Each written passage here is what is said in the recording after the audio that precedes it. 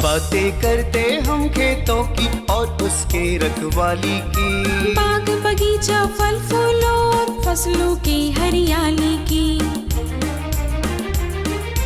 हम बीजों की बातें करते उत्तम जल संसाधन की, हम तकनीकी बातें करते फसलों के उत्पादन की।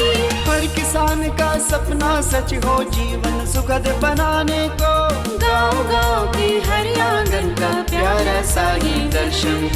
कृषि दर्शन, कृषि दर्शन, कृषि दर्शन, कृषि दर्शन, कृषि दर्शन, कृषि दर्शन, कृषि दर्शन, कृषि दर्शन। किसान भाइयों जोहार, नमस्कार। हम वादे के मुताबिक फिर से हाजिर हैं आपके अपने कार्यक्रम कृषि दर्शन के साथ। तो बिना देरी किए चलिए शुरुआत करते हैं कार्यक्रम की और सबसे पहले देखते हैं कृषि समाचार।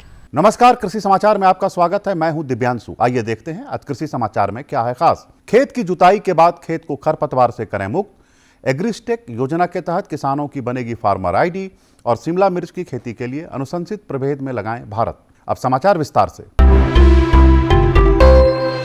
किसान भाई खेत की जुताई के बाद खेत को खरपतवार से पूर्ण रूप से मुक्त करें और जरूरत पड़े तो फसल बोने के 1 से 2 दिन के अंदर शाकनाशी का उपयोग करें। देश में संचालित योजनाओं का लाभ किसानों तक पहुंचाने के लिए एग्रीस्टेक योजना की शुरुआत की गई है। इस योजना के तहत किसानों की एक फार्मर आईडी बनाई जा रही है। आगामी 31 मार्च तक प्रत्येक ग्राम पंचायत मुख्यालय पर 3 दिवसीय शिविर का आयोजन किया जाएगा, जहां किसानों की फार्मर आईडी बनाई जाएगी। इन शिविरों में किसान जिला प्रशासन द्वारा निर्धारित तिथियों को अपना रजिस्ट्रेशन करवा सकेंगे। किसान भाई सब्जी वर्गीय फसलों को कीटों के प्रकोप से बचाने के लिए समेकित कीटनाशक प्रणाली अपनाएं। इससे फसल में कीटनाशक दवाइयों का प्रयोग कम से कम होता है और उत्पादन भी बेहतर होता है। सब्जी वर्गीय फसल में अगर कीट लगने से कोशिश करना चाहिए कि समेकित कीटनाशक जो प्रणाली है उसका अगर किसान बंधु इस्तेमाल करते हैं तो उनके खेतों में कीटनाशकों की जो अप्लाई करना है या उपयोग करना है उसकी मात्रा कम लगेगी और अच्छे फसल उत्पादन होंगे।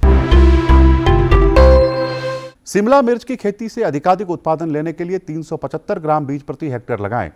कतार से कतार की दूरी 60 सेंटीमीटर और पौधा से पौधा की दूरी 60 सेंटीमीटर रखें। बेहतर उत्पादन के लिए अनुशंसित प्रभेद में भारत और इंदिरा लगाएं। शिमला मिर्च की खेती के लिए अच्छे जल निकास वाली बलुई दोमट या लाल मिट्टी जिसका पीएच 5.5 से 6.8 हो, अधिक अम्लीयता वाली मिट्टी में चूने का प्रयोग जरूरी है। मिट्टी का हल्का और भुरभुरा होना चाहिए। साथ ही प्रति सप्ताह सिंचाई करते रहें। किसान भाई बागवानी में निकौनी के लिए नूतन खुरपा नामक कृषि यंत्र का प्रयोग कर सकते हैं। इसकी कार्यक्षमता 6 से 8 डिसमिल प्रतिदिन है।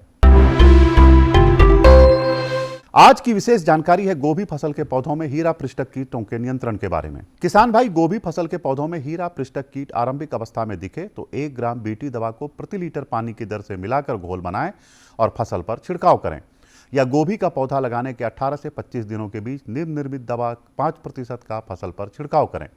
इसके बाद भी हीरा पृष्ठक कीट का प्रकोप दिखे तो 10 से 15 दिनों के अंतराल पर दोबारा छिड़काव करें। याद रखें, गोभी के एक फसल मौसम में नीम निर्मित कीटनाशी का 3 से 4 बार ही छिड़काव करना चाहिए। और अब एक नजर राज्य के 5 प्रमुख शहरों के मौसम के मिजाज पर। आज राज्य के 5 प्रमुख शहरों के अधिकतम और न्यूनतम तापमान कुछ इस प्रकार दर्ज किए गए। रांची का अधिकतम तापमान 33 डिग्री सेल्सियस, बल्कि उत्पादकता बढ़ाने और पर्यावरणीय लाभ प्रदान करने में भी मदद करती है। इसके अलावा पानी की उतनी ही मात्रा से लंबे समय तक सिंचाई तथा विस्तारित क्षेत्र में सिंचाई करने में भी मदद मिलती है।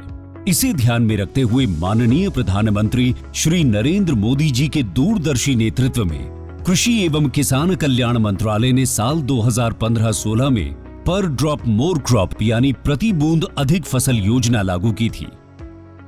पर ड्रॉप मोर क्रॉप पर सरकार का बहुत जोर है और ये समय की मांग भी है।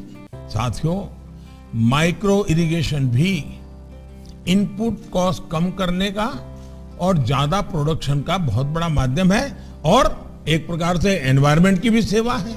सूक्ष्म सिंचाई के माध्यम से उपलब्ध जल संसाधनों के उपयोग को इष्टतम किया जा रहा है। इसका उपयोग सटीक सिंचाई और बेहतर ऑन फार्म जल प्रबंधन प्रथाओं को बढ़ावा देने के लिए भी किया जा रहा है। सूक्ष्म सिंचाई का ये तरीका भंडारित जल के संरक्षण और प्रबंधन में भी मददगार है। सूक्ष्म सिंचाई को 2 तरीकों से अपनाया जाता है। पहला, ड्रिप इरिगेशन। इस तकनीक में पानी को पौधों की जड़ों पर बूंद बूंद करके पहुंचाया जाता है। इस कार्य के लिए पाइप, नलियां तथा एमीटर का नेटवर्क लगाना पड़ता है। इसे टपक सिंचाई या बूंद बूंद सिंचाई भी कहते हैं। दूसरा तरीका है स्प्रिंकलर इरिगेशन। इस तकनीक में दबाव के तहत पानी का छिड़काव किया जाता है और बारिश के रूप में पाइपों के नेटवर्क से जुड़े नोजल सेट के माध्यम से पौधों पर बरसाया जाता है।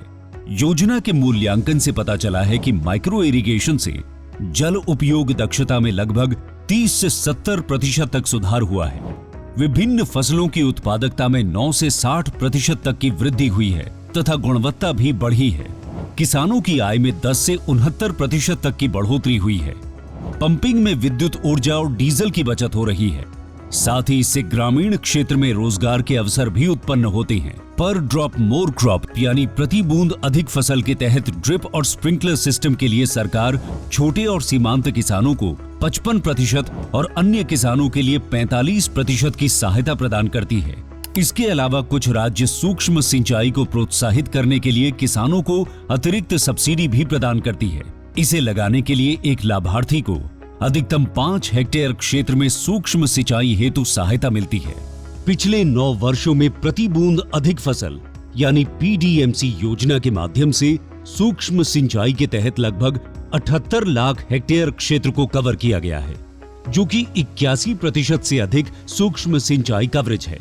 इसके अलावा सूक्ष्म सिंचाई के कवरेज के विस्तार के लिए नाबार्ड के साथ मिलकर 5,000 करोड़ रुपए की सूक्ष्म सिंचाई कोष यानी MIF बनाया गया है एवं इस कोष को 10,000 करोड़ रुपए तक बढ़ाना प्रस्तावित है। पर ड्रॉप मोर क्रॉप योजना का लाभ पाने हेतु अपने नजदीकी कृषि एवं उद्यान विकास के कार्यालय से संपर्क करें। माननीय प्रधानमंत्री श्री नरेंद्र मोदी जी के मार्गदर्शन में देश का किसान अब आत्मनिर्भर होकर खुशहाली की ओर अग्रसर है। देश अब संकल्प से सिद्धि की ओर बढ़ चला है।